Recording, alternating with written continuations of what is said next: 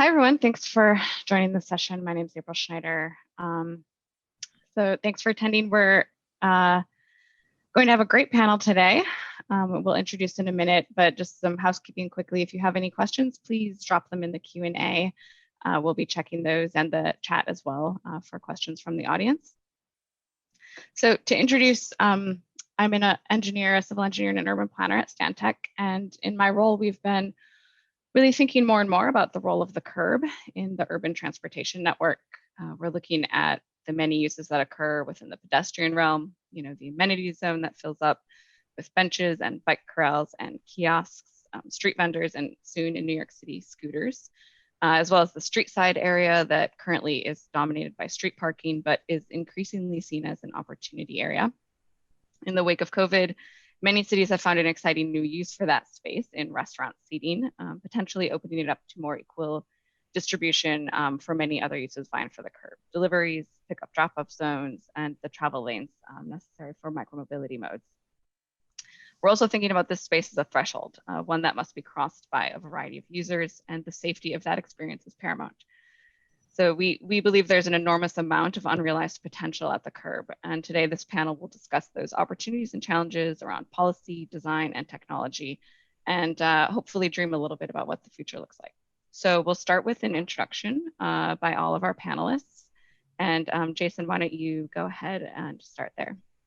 Sure. Thanks, April. Hi, I'm Jason Schrieber. I'm a senior principal also at Stantec. I'm in our Urban Places group, where we really try to study and investigate how cities are coming together, especially in modern times where a lot of new mobility innovations are changing how we look at things. And I've been doing parking, particularly related to curbside management since back when I worked with the city of Cambridge, starting in 1999. So for 20 years, I've been dealing with what is often a complex issue, because I like to think of the curbs, much like April suggested, as the gateway to so much more. It's not about the curb, it's not about the lane of parked cars, it's all about the land uses behind that curb and how we can activate them and how we can recognize better through our streets that everything going on behind the curb has nothing to do with the car. It has everything to do with footfalls and folks arriving by all sorts of other modes of transportation. It's an ongoing battle, but it's certainly a good conversation for today. Great, thanks. And Jessica, you want to go next? Sure. Hi, I am Jessica Cronstein. I am the senior urban designer for the public space unit at New York City Department of Transportation. So prior to COVID, that meant that I worked on plazas, on shared streets, street seats, bike corrals. I worked mostly with community partners all over the city. Since COVID, our unit, which I should say also does weekend walks and a number of other sort of more event-based programs.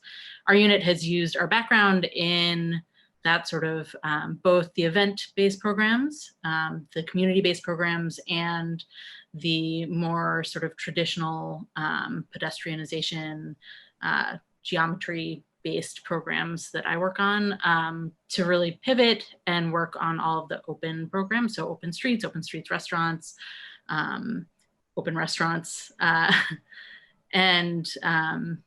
So yes, so that's sort of where we are now. Now we're trying to look at what that means moving forward. How do we build on those successes to really carry those flexible uses, carry those, the changing expectations into the future?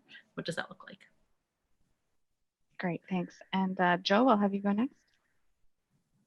Hi guys, I'm Joe Juhnke. I am the VP of Tech Strategy at CarrierDirect. CarrierDirect is a consulting firm dedicated to serving freight logistics and the supply chain. I spend my day kind of in a mix of spelunking people's data basements and helping my customers, which are carriers, freight providers, and third-party logistics companies, improve their technology infrastructure.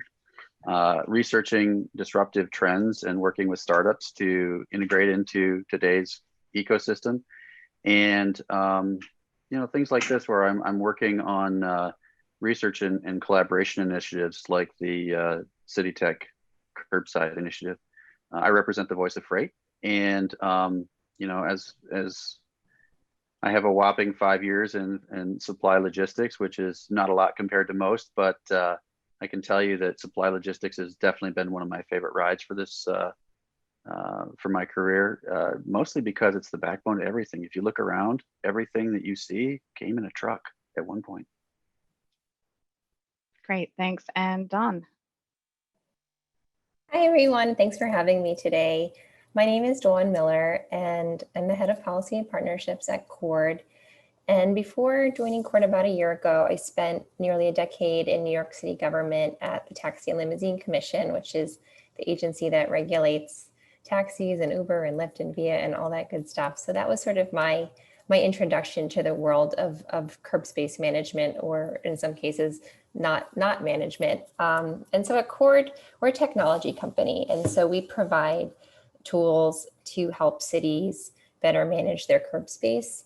Really what we saw was cities have a lot of really, strong opinions in general about wanting to prioritize transit, wanting to prioritize active transportation, vision zero and safety, but often their curb space was not really aligned with these values. So how can we provide tools to help with that? And this year at Coord, we've been focusing a great deal on the challenge of commercial loading and providing technology to fleet drivers to help them locate safe, available, legal spaces to do their loading, all working towards helping them do their jobs more efficiently, but also really importantly, keeping those folks out of bus lanes, bike lanes, crosswalk blocking, and all of that stuff that really doesn't align with cities' goals for safety and mobility in their commercial areas. Great, thanks, Dawn. So I thought we could start with you, Jason, because a lot of your work, as you said, for the last 10 or 15 years has been in parking studies. And I'm wondering when your clients started kind of shifting the conversation from just parking to understanding the curb in a different way, in a new way. And what are your studies revealing in terms of how demand works, the dynamism of it? Yeah, I mean, I'd say that the idea of thinking about the curb more multimodally, it's been around for a long time in many places, but by far the minority of places. I mean, I had the fortune of working in the city of Cambridge, where they were already getting rid of parking where they could and putting in protected bike lanes. But even in Cambridge today, that's still the challenge. And in the rest of the country, there's still always this belief that you need to have that car storage. And oftentimes it's maybe legitimate. There's not off-street parking opportunity. But when we get into urban districts, oftentimes, and Cambridge is learning this, that off-street parking opportunity isn't really necessary. Auto ownership rates have dropped. We have a great increase in shared transportation and mobility. All sorts of large national data sets are showing that the need for cars has decreased. Auto ownership rates, parking demand rates, ITE has rewritten its manuals. So we already know that even in areas that are less transit friendly, we're seeing declining parking demand rates. So suddenly then, if we look at downtowns, Manhattan, all throughout the country, there's a different opportunity that has evolved, especially I'd say within the last 5 years, arguably going back as far as 10, but increasingly so just in the last 2 years, the idea of flexing that space. And I think that's kind of central to what we're all talking about, which is that so many cities are seeing the economic value, much less the transportation value, of accommodating bicycles or micromobility systems, shared bike docks, better pickup and drop-off zones for shared transportation, both in forms of buses, maybe the eventual reintroduction of quality microtransit nationwide, but especially we're seeing this with rideshare. And as much as a lot of folks really look at rideshare as just more driving, it is a significantly more efficient form of driving that, if we actually control our curbs a little bit more smartly, means a lot less auto ownership, means much higher utilization of cars eventually, And I think right now we're in this really tough spot. And I think Dawn was even hinting at this with trucks, but it's true with rideshare as well, of more people seeing the front door access as being important. That's becoming increasingly multimodal, and it's becoming a large conflict zone, but it's also an opportunity zone. So many of these great parklets and restaurant expansions into the curb lane have shown that the value can be much higher. Joe referred to this work in Chicago for City Tech, where we're all trying to kind of model how many more people you can bring to that curb. And we're seeing, 30 times as many people can be handled in a single stretch of curb or a single parking space than are handled today by private automobiles. That's an entirely different paradigm for cities. And the more cities that realize that, they may collect more money for it, but they really change the modal access profile. It goes away from car storage to getting all the other things you want into your downtowns. And hopefully we can do that more equitably, and hopefully we can do that much more safely than it's evolving right now. Yeah, so Joe, I wonder if you can jump in here, because you represent the freight industry, as you were saying, and or you work with several logistics carriers, and I'm wondering if you can speak to what your clients are telling you about their need for curb access. In New York City, we often kind of talk about how FedEx, UPS, the big carriers are just building fines into their business model. And does that ring true with you and your clients, and what are your clients saying about their needs? Well, it is definitely true. So in the freight space, you've got an interesting distribution of like what we call the incumbents, like FedEx. They're the big brands that we see every day: Amazon, FedEx, and UPS, I think DHL sometimes. But these are the folks you see outside on your street regularly, parking, either double parking at fire hydrants, parking in bus stops. They definitely build citations into their economic model, and they basically, the consumer pays for that. It has been a practice for, I would say it was a common practice 5 years ago, but there's an interesting trend happening right now as well.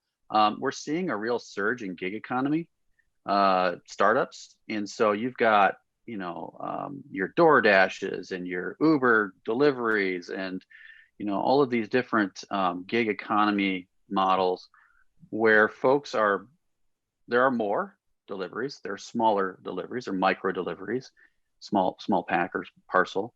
And then the way that model works is the ticket costs are actually deferred to the driver. And so we're seeing a couple of interesting side effects from that. One, obviously, the independent contractor, gig economy worker is the one bearing the brunt. Two, we're seeing, while we're seeing, overall parking needs reduce, we're seeing a spike in needs for 5-minute parking spots, temporary placement, so that somebody can actually just do a delivery. Most deliveries we're seeing at this size and scale are, one per stop. We're not seeing the vast majority of shipments are stop, deliver, not stop, deliver to 5 addresses. That sometimes happens, but not as much. And then, what we're seeing these gig economy companies struggle with is that they have drivers who are refusing to take routes because they know they're going to get tickets and it's going to impact their overall income stream. Interesting. Jessica, I wanna bring this back to what you do as well, because maybe one of the most exciting things for me to come out of COVID is outdoor dining in the street, and I believe it's been pretty popular really in every city, but also in New York.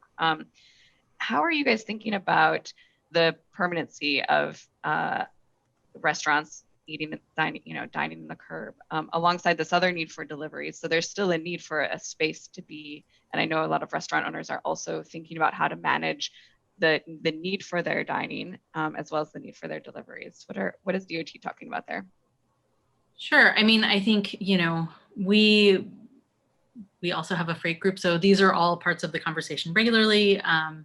And we understand that there are many demands on our curbs. And I think I share your excitement that restaurants have been so popular. I think that's actually been one of the most exciting things, is just like how much, just by necessity, people are sort of seeing the possibilities of the curb lane for themselves.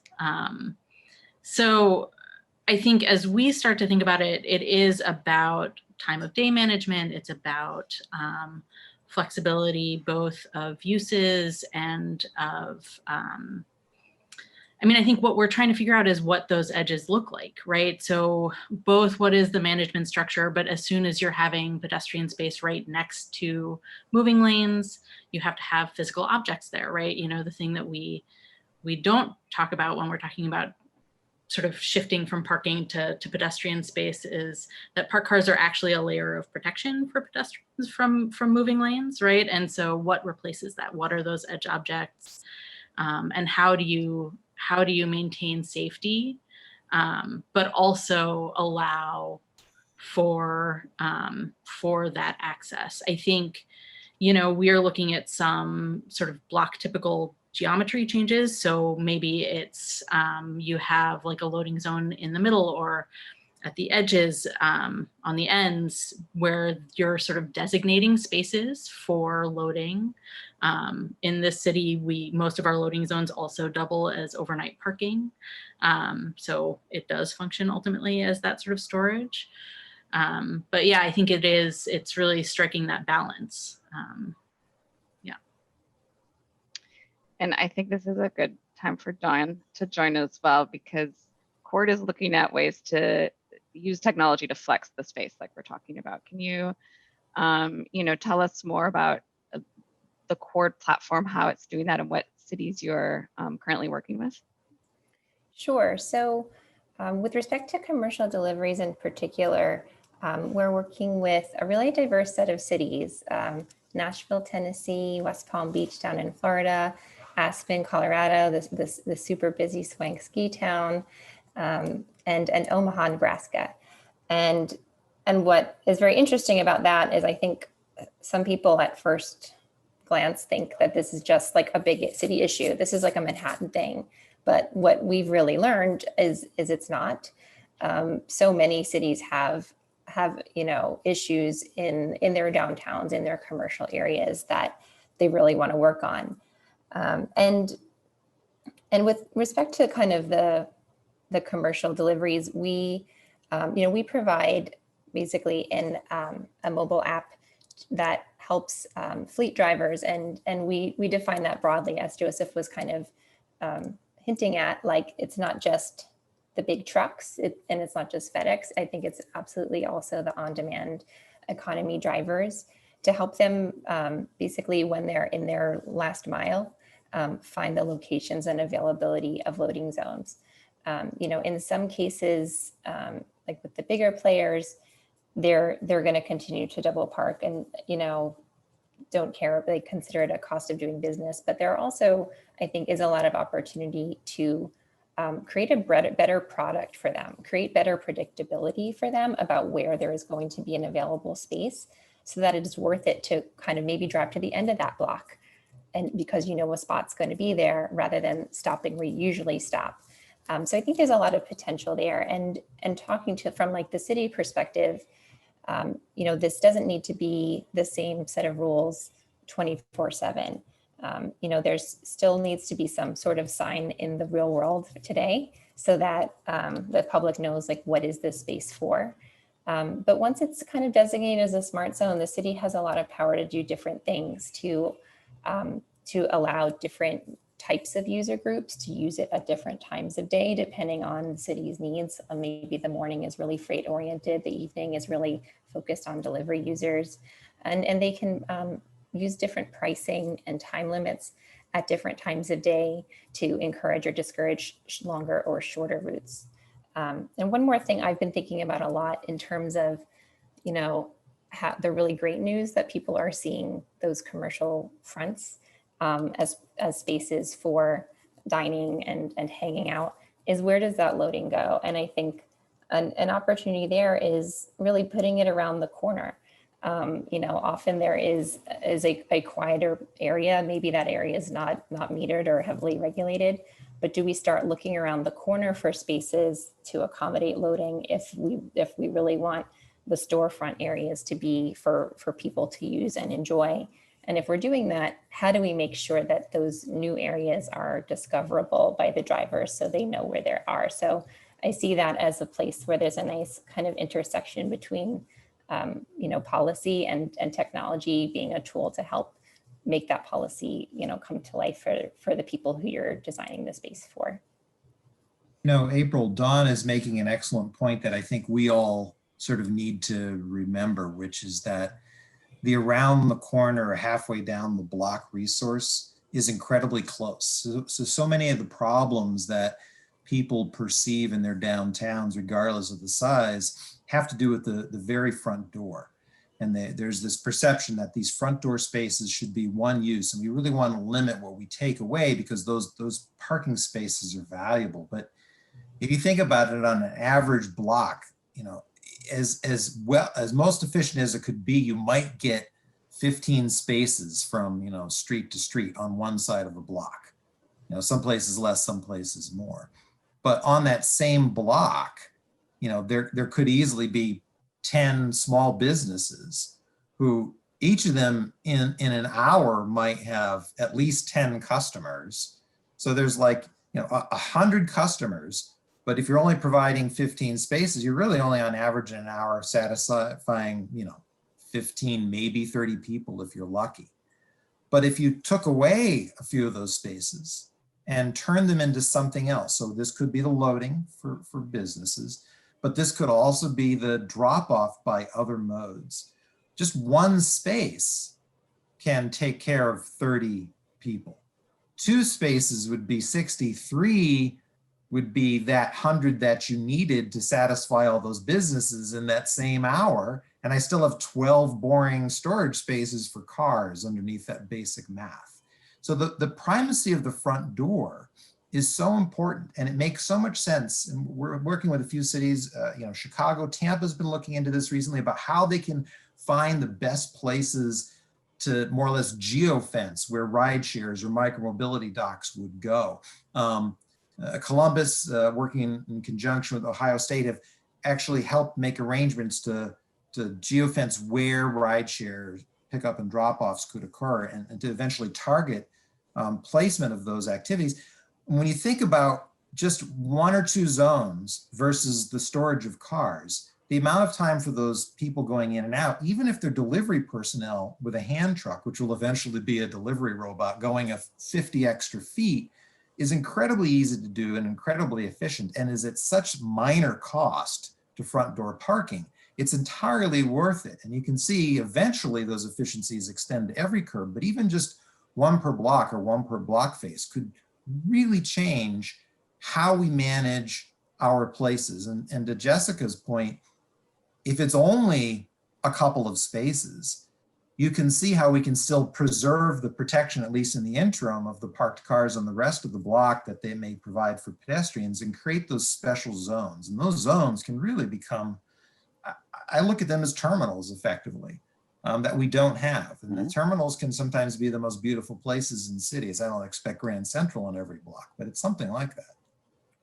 So it's interesting you would, I like where you're going with this, Jason. The freight challenge in supply chain logistics is always speed. Okay, so if I'm a driver in a gig economy and I've got 100 packages to move, I need to move those as fast as possible so I can get another set of packages and load and unload. And so, I like how we're talking about, is it a curb, is it a parking spot that's a block down, or is it around the corner, or is it, just one dedicated piece? However we design this system, it needs to take into account how can we get them in and get them out as fast as possible, right? Nobody likes looking at a truck. The trucks are not pretty. I wish they were. They are getting smaller. I saw a question in the channel that people were asking, are delivery vehicles getting smaller? Yeah, absolutely. We're seeing micro deliveries happening at a pretty massive scale. Final mile is what we call it. It's a service where you're, it's usually a one-to-one kind of delivery system. But yeah, I mean, getting down to how do we get freight in and out as quickly as possible? As we move to the robot economy, there's no reason freight needs to be delivering during the day, right? I mean, we all know the automated trucks are coming, the delivery bots are coming, the drones, have them land at 4 o'clock in the morning quietly when nobody's, nobody's taking care, nobody needs that space. But there's a lot to fix in there. We need to worry about speed today. Jessica, I'd like you to jump in here too, because I think what we're talking about here, what Jason's talking about is you don't need to repurpose every parking space. It might be one or two, and we can really get a high rate of turnover in those 2 spaces. And that in a time when taking away even a single parking space for any use is very contentious in New York City and probably anywhere, that feels like a good trade-off. And are you having that conversation with the community groups that you're working with, or community boards, or when you're trying to sell the repurposing of curb space to community members? Sorry about my doorbell. The curses of working from home. Yeah, I mean, that's always the conversation. All of the programs that I work on really are about sort of rebalancing our street space. And so it's always about a trade-off. It's always about serving as many people as we can with the space that we have and meeting people where we are. I think, and meeting people, where they are. Anyway, so I think sort of building a little bit also on what Joe was talking about, I think, one of the things our freight group was working on was sort of a freight bike program, right? And so you can imagine a world where we do have much more pedestrian space, where we have those deliveries happening by much smaller vehicles. But I think that is the future. I think one of the things we've been working on is how do we build out bike parking capacity to meet those bikes as well. But yes, I mean, I think it's always about trade-offs. It's always about how you're serving the community best. Yeah, and maybe if you can continue on that thread, because the cargo bike pilot that's going on is it's really exciting. You see people biking over the Williamsburg Bridge all the time with cargo. How's that pilot going, and is there a plan to expand it? Yeah, I mean, I think honestly, this is a pilot by our freight group, and so I only have kept tabs on the part where we're looking at bike parking, because that's sort of our group's purview. But I think we all see it as just a super exciting pilot. Yeah. But I'd like to say, I mean, that in particular is a good example of efficiencies. I know that Sidewalk Labs, when they were looking at their Toronto Lakeshore development in the Portlands, they had us looking specifically at all the efficiencies of redistributing freight and then also people by these more efficient modes. And they were looking at a point where freight would come by traditional means and then be redistributed by robots or drones, but also just simply by the freight bike, because it is that much more efficient to get to a front door, particularly in an environment that's going to have bike lanes and space for it. And so you start to make those trade-offs, and you start to think about that in, successful downtowns where, folks will ideally park once and then do everything else by other forms of transportation, or they came in on a train, and so they're getting around by other shared means and bikes and e-scooters and all of that. And it really says that those curb spaces become so much more inefficient than they are today. Like, a car's dwelling for an hour on average in many of these downtowns, that somebody's got to run their errands. And heck, if you get an on-street space, you could leave it there all day half the time if you can. But meanwhile, a drop-off for a taxi or a rideshare averages 2 minutes or less. A freight delivery maximum of 20 minutes on average. And both of those are willing to pay on an hourly basis much more than the cars want to pay too in order for that privilege. So because they're there for such a short snippet, it's fractions of the dollar, but there's so much more turn. And so that means that, there's an upside for municipal leadership and for parking authorities to actually encourage this stuff if they're looking to create revenues for downtown improvements, as they should be. But also that gets to more of this access for other modes that we truly need to invigorate these places.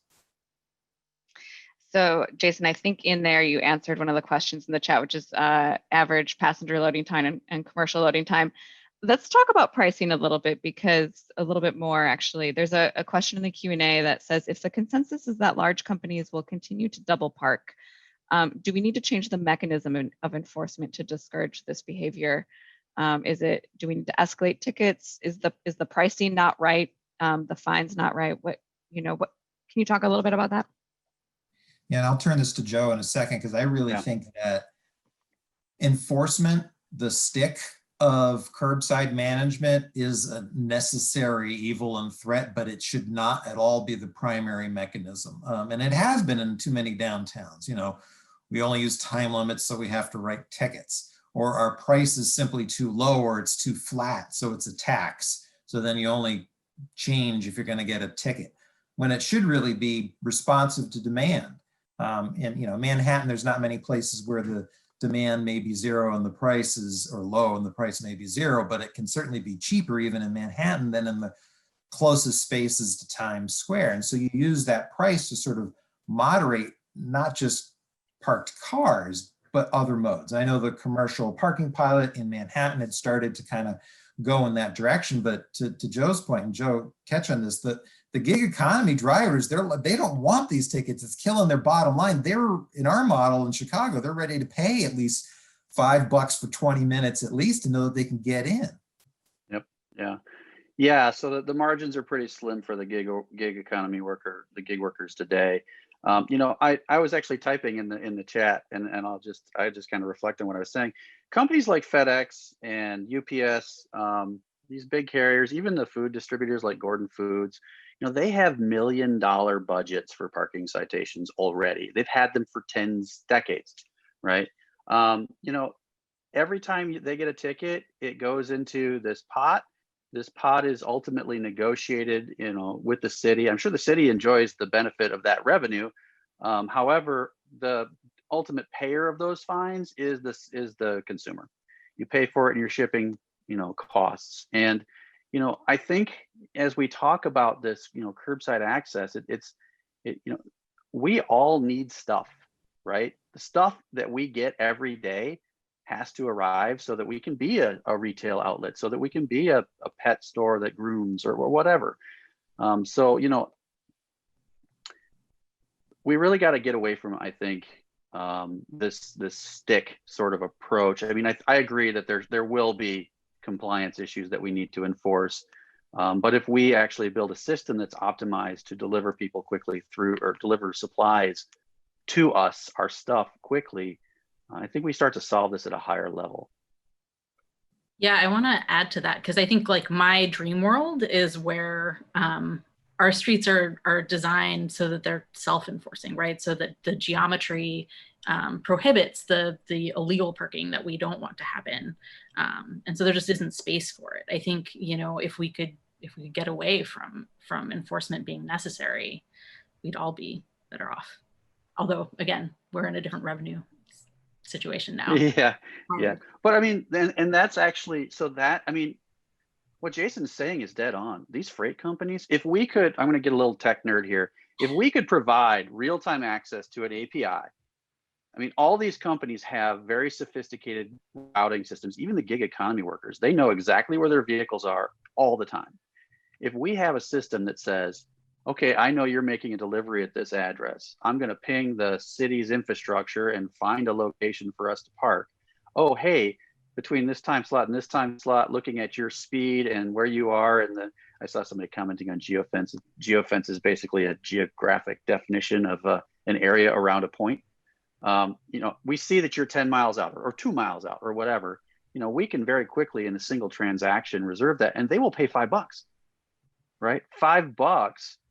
I mean, Jason, you can talk about this with your modeling, but I seem to recall that we're seeing some pretty big multipliers in revenue for the city.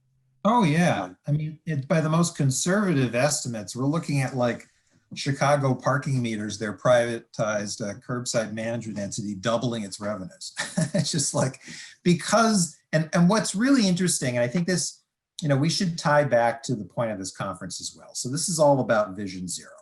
So part of the benefit And part of what that modeling exercise is talking about is not just, oh, we can start reserving the curb and make all this money and it would be a more efficient way of running things, more money for the general fund. It's actually that the person access of the curb is jumping like orders of magnitude because you're able to accommodate so many more people.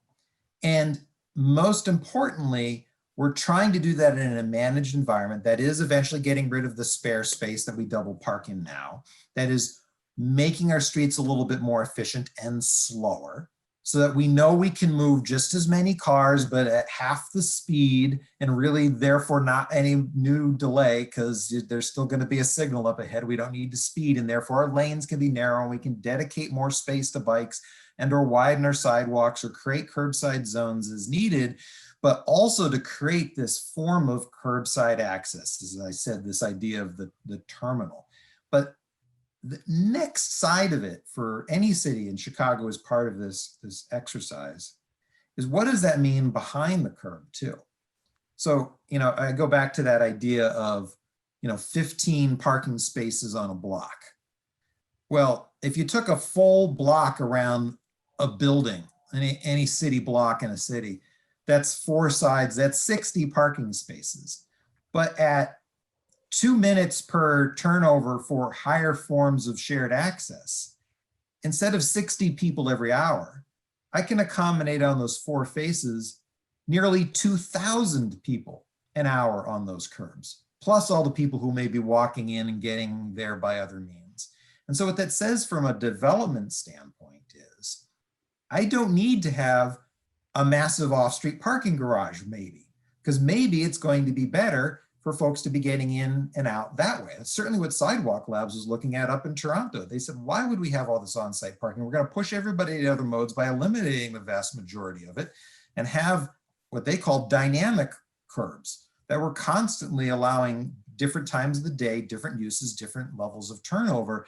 But truly the savings was on eliminating hundreds of millions of dollars of parking garage construction and instead creating better buildings with better public realm and better kind of spaces. And it's that shift that also reduces the dominance of the car and makes us all have safer environments. I mean, in the end, Vision Zero is definitely needing to be about reducing the speeds and the impact of the cars that are the least efficient way of using the space.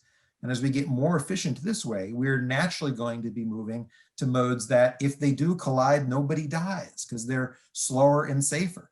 And I think that's really where we want to see our cities go. And we've seen many districts that are kind of like that, but citywide, it's still a big leap. Yeah, I'm glad you're bringing it back to Vision Zero, Jason. Let's talk about safety for a bit longer. I want to ask you, Dawn, you had some interesting things to say about Vision Zero and safety when we, we're prepping for this panel. And it related back to your TLC days. And I would actually bring this to all of you and say, what are your perspectives on safety and Vision Zero as it relates to curb management? But we'll start with Dawn if possible. Sure. Yeah, part of my portfolio when I was at the TLC was Vision Zero. And, we were getting lots and lots of 311 complaints reporting ride hailing and taxi drivers blocking bike lanes. And we would, people would get violations, but it's not like the overall trend with, 200,000 drivers was really causing the volumes to decline. And so we wanted to kind of dig into it a little deeper. And so we organized a group ride with cycling advocates from Bike New York City and ride hailing drivers. And we rode around on city bikes to kind of have that shared experience, then really talk about what we'd experienced. And the thing that was like maybe the kind of light bulb revelation for me was I think that from like the cyclist point of view, you see that vehicle parked in your bike lane and you think that driver doesn't care about me. That driver is just a bad actor. But that driver is responding to his environment. Like these drivers, some of them were cyclists themselves. Like they are people who also walk when they're not driving for Lyft or Uber. And they were responding to their environment. And that included economic pressure to get good ratings and tips from passengers and therefore drop them off exactly where they wanted to go. And that's kind of its own ball of wax. But also the environment in that, in so much of the city, we haven't created curb space for that activity. So we have these huge volumes of trips happening, and we haven't created curb space to accommodate it. And I think that was a problem where our new loads were coming, and for a lot of reasons, including the political reasons, which are very real, we have not like kind of rematched our curb allocations to align with what we need, and it's causing like really serious safety issues. And I think it's very important. The analogy works also for, I think, the FedEx driver. The FedEx driver is responding to the pressures from his employer and the space and technology that have been provided to him. And that's what a lot of what we do at Coord is trying to work with cities to provide that space, to get those vehicles where they need to go, and the technology to make that easier to do. And I think that's a piece of it. And those are both the carrots, right? Like give them space, give them technology to help. But I do think it has to just realistically be paired with enforcement, because I do think there are these budgets for violations, and there's some satisfaction with the status quo, or at least that's been my observation, that the large fleets aren't like banging at the door of the city to do all this stuff. So I think it's kind of trying to do both at the same time, creating a good environment for them, but then as needed, doing enforcement to encourage them to take advantage of it. And I'll just add one final thing on the financing that I learned, I think, from one of the cities I was talking to, was that fines cannot be written off on taxes, but fees for using space can be. So, if we're converting some of this activity, instead of being fine-based behavior, to a fee-based legal behavior, like that, I think manages the system better and can actually represent a bottom line improvement for the carriers. I think ultimately this is about safety and how people are experiencing urban landscapes, and making sure that there aren't large heavy objects moving to jeopardize them.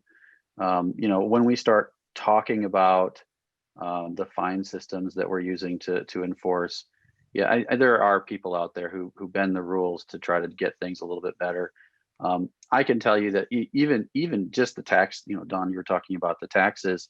The tax benefits one big piece, but also if you can reduce a delivery time per shipment by 1 minute, that's $1 billion. And that the multipliers add up very quickly for freight. I mean, we move a lot of freight. It's a $600 billion industry, and and it's just getting bigger. We're getting our toothpaste delivered now. So I think that it's how do we get these big, giant, heavy vehicles, pallet jacks out of bike lanes? That's a big one lately. And how do we get speed increased? Jessica, anything you want to add? You were speaking a little bit about how design plays into this. What do you think about design and safety as they intersect? Yeah, I mean, I think one of the things that we talked about in our prep session also was our sidewalks didn't meet demand prior to COVID, right? And now with the added need for social distancing space, I think whatever we can do to expand pedestrian space, right? Pedestrian is the greatest used mode in this city. And so whatever we can do to expand pedestrian space, I think that also creates a safer environment generally, because we are creating spaces for, again, the greatest used mode. So, so if we are creating those spaces, if we are balancing our streets to prioritize pedestrians, those are all of the ways that we can make it safer. Yeah. Now, I wanted to touch on, April, a good design solution that many communities are seeing happen is sort of the beginning stages of making more and more of the infrastructure pedestrian oriented. And that's the the curbless street or the Wooner or the shared street environment that doesn't have that granite curb that is delineated today by things like bollards or movable bollards that in a futuristic idea is delineated by something that is, maybe movable, automated, or lighted, and truthfully with the future of mobility is established because vehicles have an automated cutoff in terms of where they can go at certain times of day, so that the spaces that pedestrians can use should flex. Obviously we have open streets movements where we're already recognizing that huge swaths of cities can be shut down on Sundays, while they can also be shut down on all sorts of other times of even a busy workday when traffic flow is low, and in the evenings when restaurants need to spill out. But our infrastructure is slow in being able to respond because we have bricks and mortar and we have curbs and you got to move a table or something. But as we trend more towards that curbless approach and we start to think of the public realm from building face to building face as just one palette that can change, by default, the priority becomes the pedestrian in almost all of those situations. We start to think about where we would channelize vehicular flow at different times of day, maybe, but that becomes a better environment in general. It's also much more accessible. We don't have to deal with the steepness of curbs if we're trying to be as accommodating of all as possible. There's ways of doing it smartly with drainage and smart pavers and to even incorporate green infrastructure. So I think cities should always be thinking about that approach to their future infrastructure. It just also does require money to get rid of all the curbs in Manhattan. Yeah, I mean, I think that's sort of where we are now, is looking at our open streets programs and figuring out how we transition those, right? Some of our most successful ones are pretty long corridors with lots of users. One of the things that has been really successful is that they are open to through traffic at night, right? And so how do you manage that time of day? Like that time of day changes in usage? How do you manage, as I said, what are those edge objects that do offer that protection, that do prohibit cars from just sitting where pedestrians are supposed to be?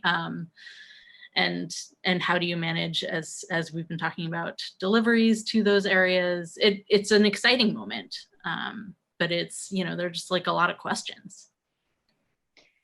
So we've been circling around, without saying it so much, some ideas around equity. And there's a couple questions in the chat that on the Q&A that ask a similar question. One is, can anyone speak to how the various new demands impact people with disabilities? And how are you thinking about improving access for disabled service vehicles? And how is safety and access for people with disabilities being balanced? Jessica, maybe you can start. I know DOT, of course, has a big focus on accessibility. Yeah, I mean, so open restaurants, it's a requirement that the restaurant has to have a ramp, but that curb is a real impediment to accessibility. And so that is another big question as we are converting street space into pedestrian space is managing that access, right? And I think, that is one of the things as we, so at New York City DOT, we have what we call our interim materials. So that's paint, that's gravel.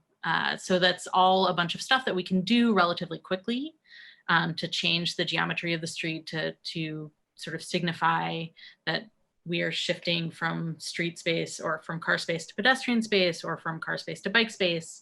But that isn't, as Jason said, really changing the infrastructure in a way that allows that accessibility.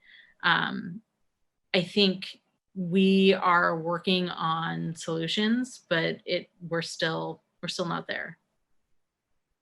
I want to throw in some quick thoughts too. So learned a little bit. We were helping, we have helped the state of Massachusetts DOT with some COVID related emergency shared space grant applications. And we helped over a dozen communities and probably well over 100 statewide ultimately received funding.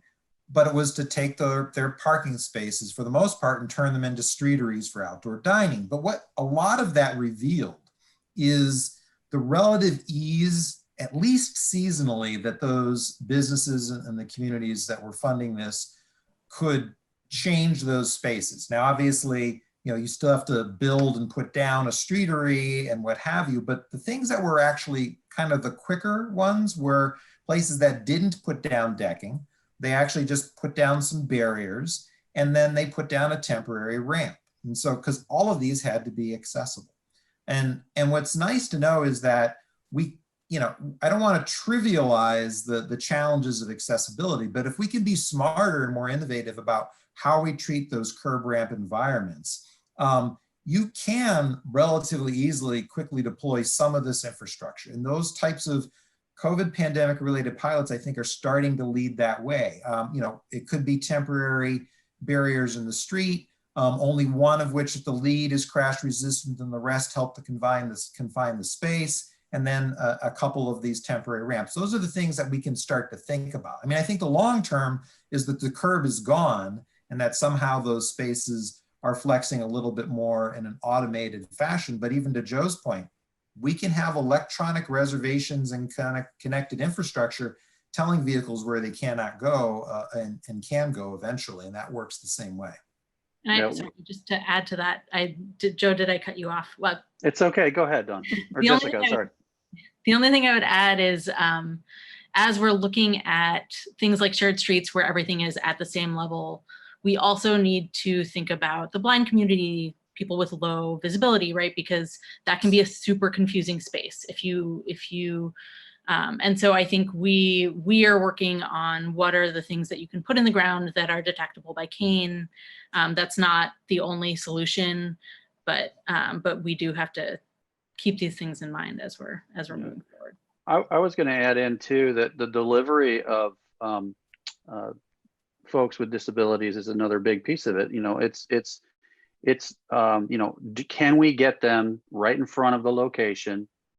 Can we get them, a period of time so that they can unload safely and not double park and not, 6 blocks away? Everything we can do from a convenience standpoint is going to help as well, I think. Yeah, I mean, I think that's the other thing is as we start to think about making some of these curb lane spaces permanent, right? So let's say you do maintain the street, but you have a bump out that is built out in concrete to curb height. You can sort of imagine that working almost as like a bus boarding island for like an accessibility drop off, right? So there are opportunities here. It's not all challenges, but yeah. Love it. There's another, if we can go back to the pricing conversation a bit, there's another great question in the chat about who is paying for likely higher cost of parking spaces. For hire drivers have come up is the idea that we think it's appropriate or ethical to increase costs on low income service workers who must pay their own work costs. Right now, Uber and Lyft are not paying anyone's parking fees or tickets. And so is increasing costs a better or more equitable route than simply changing the permissions on the curb space? Yeah, I'd throw out, I deal with this equity question a lot in just standard parking pricing where you're only looking at cars. Because if it's in high demand, you say you should increase the price to park. And if it's in low demand, you can decrease, but everybody's worried about increasing the price. But when you start to look at who's getting in and scofflawing the system now, it's the people who inequitably have the luxury of time or the ability to get in before there's other amounts of demand and then can pay for that space far beyond the time limit in most of these cases that are taking advantage of the situation. And that's rarely, the people who should be able to afford those spaces. So in fact, the way that most trips work, even at a higher price, once you create availability, that means anybody can get in when they want, but they can stay for a shorter amount of time and maybe pay less than the hourly rate, or they can automatically split that cost with other riders and take advantage of the efficiency of higher occupancy vehicles, which is also very much tilted disproportionately to those who are not driving in their single occupant rich car, which is an advantage, for instance, for ride shares, where when you start to see Uber, Pool, and Lyft Line and other higher capacity modes being able to get to the curb with some level of priority, that cost gets split out among so many riders that it's far cheaper than other forms of access. Yeah. And that when we start to look at the orders of magnitudes of access for other modes that we're talking about, I mean, we're going, Chicago charges $6.75 an hour for a car to park, but that's like 20 cents per person in that same parking space if it was a rideshare turning over. Yeah. Or if that was two people in the rideshare, 10 cents per person. So you can start to see efficiencies being brought in based on the metrics of what we're talking about. Greater person movement, greater efficiency. Yeah, I just wanted to jump in. I think a lot of this, would be and should be passed on to either the passenger or the customer. I am the person creating the externality through my ride hailing ride or by ordering all my stuff on Amazon. And so I think that's really the best place for the incidence of a fee to fall. I also think there are clever things that we can do, especially with technology, to use those and not just necessarily be a flat amount, but to use them in a way that's strategic. For example, there are times when I would pay any amount of money to be able to get dropped off right in front of where I'm going because I have suitcases and a baby stroller, whatever. That's my premium trip.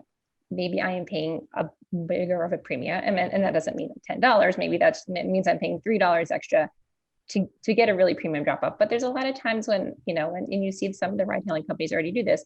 I'm very happy to walk a block or two to where I'm going, no big deal, and get a less premium pickup or drop off space. So I think it's not like just a penalty. It's not just a revenue thing. I think that you can use it very strategically to try to really balance how intensely does that individual need that premium space. And speaking on the accessibility issue, people who have a disability, many of them, should have complimentary access to that premium space as part of the program. So I think you can design incentive-oriented programs while also taking into account kind of other shared goals that a community has. I don't think the equity issues should mean we can never use pricing as a tool. You just can't oversimplify. And that's why regulation books get very long is because regulators are trying to solve for a variety of competing goals. Thanks, Dawn. There's another question in the chat here about another use of the curb space that we haven't talked about yet, and that's waste management. A lot of cities in the world, not New York, use the street space for handling waste. The question is, have there been any programs in NYC to test using parking spaces for trash collection to get piles of trash bags off the sidewalks? Might be. I'm not Jessica. I'm not in Jessica's role, but in Manhattan, I'm very familiar anytime I go with the bags coming out at 2 a.m. and occupying the sidewalk. And it's because, the parking space is storing a car overnight next door, right? But if we got rid of that overnight parking, oh my God, the rite of passage of being a New Yorker and having alternate side parking and parking my car on street would have to go away. But again, there's just not enough of it in Manhattan for all the people who live up above. So at some point we need to start to engage this, even if it's just one parking space per block as temporary storage. I think it's a great idea. I do not know of examples elsewhere, but I get it. Yeah, I mean, I think also in New York, we have sort of like a mess of commercial carters as well, right? So every single business has their own carter. So even on a given block, it's not just one carter for that block. It's, like however many storefronts are there, they have their own carter coming. They don't necessarily have full control over that schedule, right? So it's like a whole bunch of stuff to tackle at once. I think this is something sanitation is looking at, but I don't work at sanitation. Yeah, that should be changing sometime soon with the passage of the commercial zoned for Department of Sanitation. And I do know, I'll just say, I know, you know, Barcelona maybe has the best example of using, and it's a peculiarity of the way that urban design, the urban design is in Barcelona, that they can use kind of that weird triangle space for waste management on every block. If you look at the map, you'll see how they do that. So it's a really nice example. So there's a question in the chat here that I haven't figured out how to squeeze in, so I'll just squeeze it in now, is how about dedicating some of the city's real estate to be more inclusive of car parking garages to eliminate the double parking? Is having a bigger infrastructure approach that is inclusive of car owners as we dedicate more space for pedestrians, bikes, e-bikes, etc. Is that an approach that is being looked at? Let me take a swing at this. So that's actually an interesting kind of concept, and it's counter to the trends that we're seeing today. So a wonderful author, Tony Seba, wrote a book about green disruption and transportation. And in that, he forecasts in the next, well, I'm going to say 15 years, but maybe 10 years is what he said. We're not going to own cars. We're going to have a subscription service for cars, right? And as cars transition to autonomous and battery operated, they never park. They just pull into a garage bay, drop their battery, get a new battery, and move on. If you start building infrastructure is expensive. If you start building parking infrastructure, you know, Tony is positing in his book, he posits that Los Angeles, which is 40% parking garages, you know, they're going to have a whole lot of fresh, new, available real estate. So we got to balance the, you know, the trends towards this autonomous fleet, towards this driving as a service transition with, you know, the fact that we all own cars, or most of us own cars, and most of those cars spend 99% of their life parked. It's just we're seeing this transition happening. So it's definitely an interesting kind of thing to think through. And, you know, even prior to the transition, we're finding clients, municipal, private developers, even regional agencies all across North America now are really trying to get away from the investment of parking because it's losing business. Obviously, it's just storage of a chunk of metal, but it's also being used at a lower and lower per capita rate.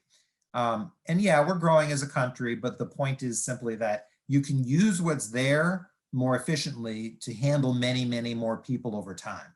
And as we're in an environment where we're promoting mode shift anyways and auto ownership rates are dropping, you can see existing parking becoming that resource to let more people park off street, which the vast majority do anyway. The on-street supply, at least in downtowns, is only a small fraction of the actual parking supply. It's mostly off street already.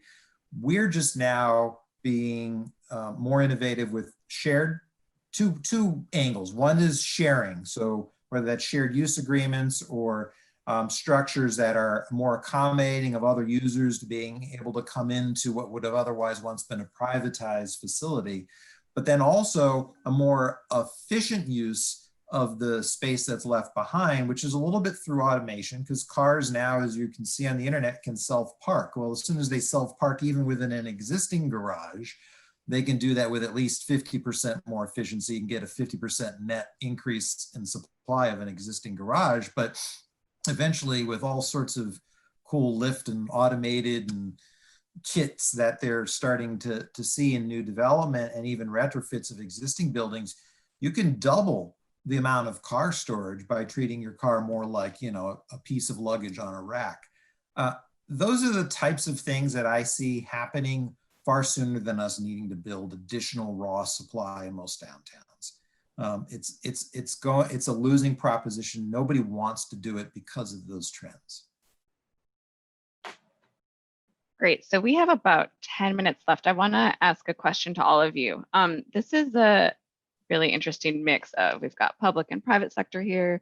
We're design consultants, technology solutions. How do each of you see your role in transforming the curb zone in our cities, and what kinds of partnerships would you like to see, or do you think we need to see to make all of this work?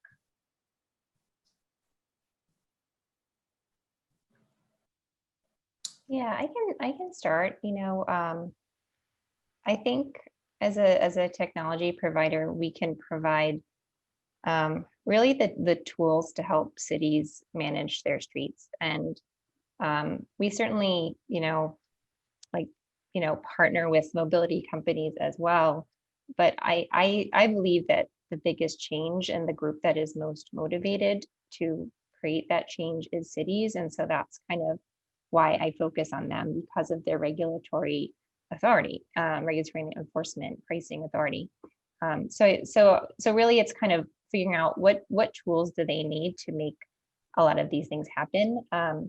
And it has to be a partnership. When I worked for the city, our IT department was part of my portfolio, and we had a very, very talented team, but government IT is constrained tremendously by a lot of rules. So it can be very hard to implement and develop in-house innovative tools, and to do the kind of experimentation and continuous improvement that I think you need for this stuff. So I think it's kind of providing those tools for the city so that they can communicate their wishes out to the fleets of the world. And the program's not going to work well or make sense if the fleets aren't part of the conversation. So they're really essential stakeholders. But ultimately, the city is representing the community and the variety of values and desires it has in different modes. So I think that's kind of why we orient ourselves first towards engaging them in what is their vision. Joe, we spoke a little bit about the architecture of this whole thing. Maybe you can speak to that. So I'm an engineer by training, and I like to think about these problems like I think about engineering problems, software engineering problems specifically. This is about dynamic access. This is about efficiency. This is about surge, high failover.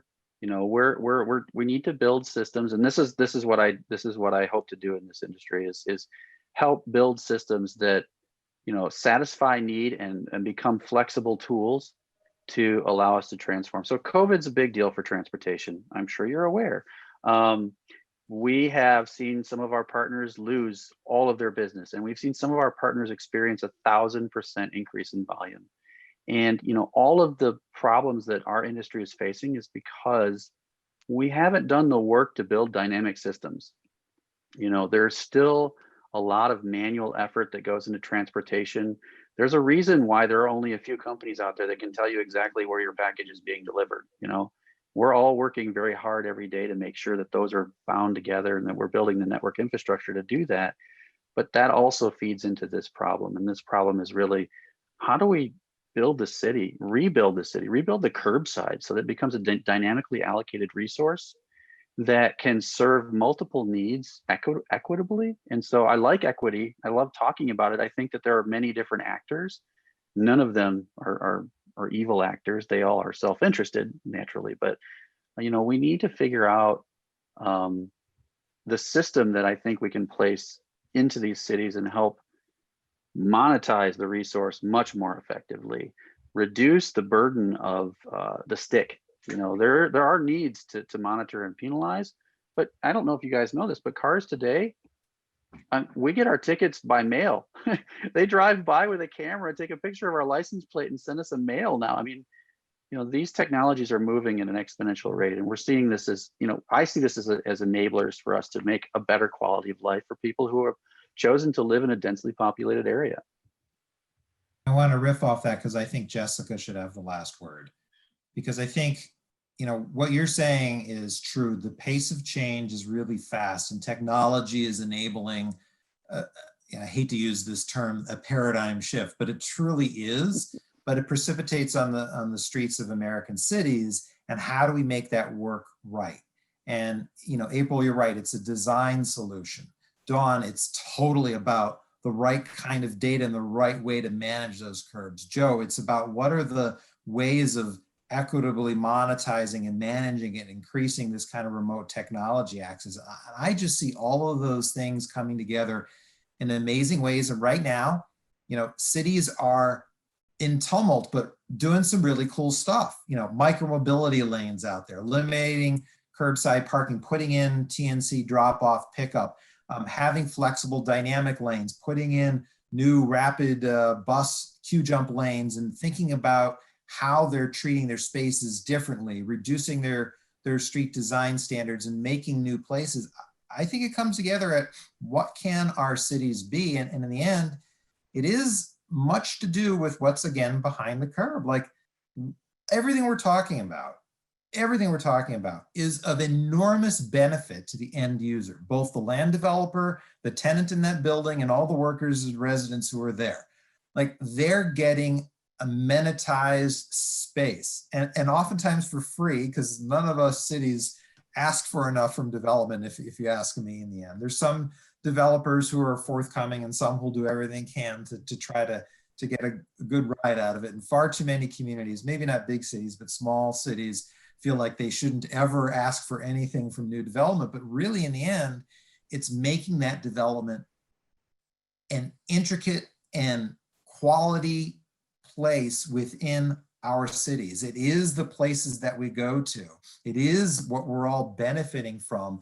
And those streets, those curbs, those changes that we can enact with all of these smarter technologies and approaches are going to make that realm so much better. And it's incumbent on us to really think smartly about what can be the new technologies, the new policies, the new regulations as flexibly and equitably and correctly revealing of hidden costs as possible in everything new that we do going forward. I think there's a lot of great think out there, and it's going to increase incredibly over the next 5 years. I'm excited to be in this space. Yeah. Jessica, final words. Thanks. Sure. No pressure. Yeah. So I am super lucky because I work for the city. And so I get to work with communities to bring public realm improvements to their neighborhoods. And I think, and that's what I do, right? That is super exciting every day. I think, it has its challenges. Communities don't all agree about what their neighborhood should look like. And we have to work to serve everyone, right? Our streets are for everyone. And so how do we best balance them? How do we best prioritize the modes that get used the most? How do we best serve the most amount of people with the space that we have? Working at the DOT, 27% of the land use in our city is our streets. So that's just a huge opportunity. Yeah, super exciting. Great. Well, I think we don't have time for more, so we'll wrap up here. I want to thank you all for the really great conversation today. If you are, have any social media handles, maybe drop them in the chat so people can interact with you or reach out to you. I too am really excited about where this space is going. I think we can make our cities much, much better with all the things we talked about today. So yeah, thank you all, and have a great one. Enjoy the rest of the conference. Thanks, April. Bye. This is fun. Thanks, everybody. Thank you. Take care, everyone. Yeah, take care. Be safe out there. Yeah. Bye.